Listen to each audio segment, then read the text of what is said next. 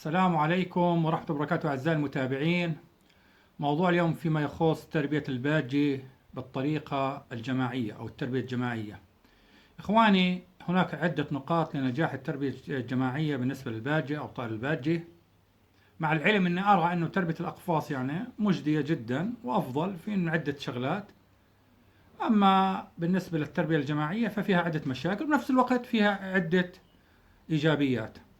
نتكلم إخواني كالبداية، إما أنه تحضر مجموعة طيور متزاوجة سابقا وتجمعها في مطير أو سلاكة أو غرفة واحدة لأول مرة، بشرط أنه تبقيها معا لفترة أقل إشي أسبوعين حتى تأخذ على المكان وتعتاد عليه، ومن ثم تضع حواضن أو أعشاش تزيد على عدد الأزواج.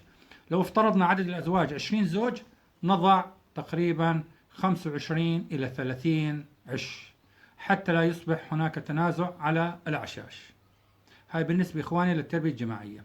ممكن إنك تجيب مجموعة مخاليف بشرط إنه تكون عدد الذكور تساوي عدد الإناث، ونفس الموضوع نضعهم معا دفعة واحدة لمدة أسبوعين إلى 3. طبعا تكون أعمارهم كبيرة قريبة إنتاج.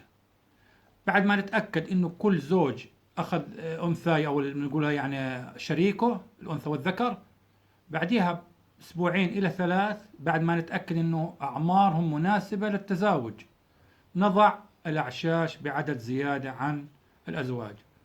هيك باختصار إخواني أسهل طريقة للتربية.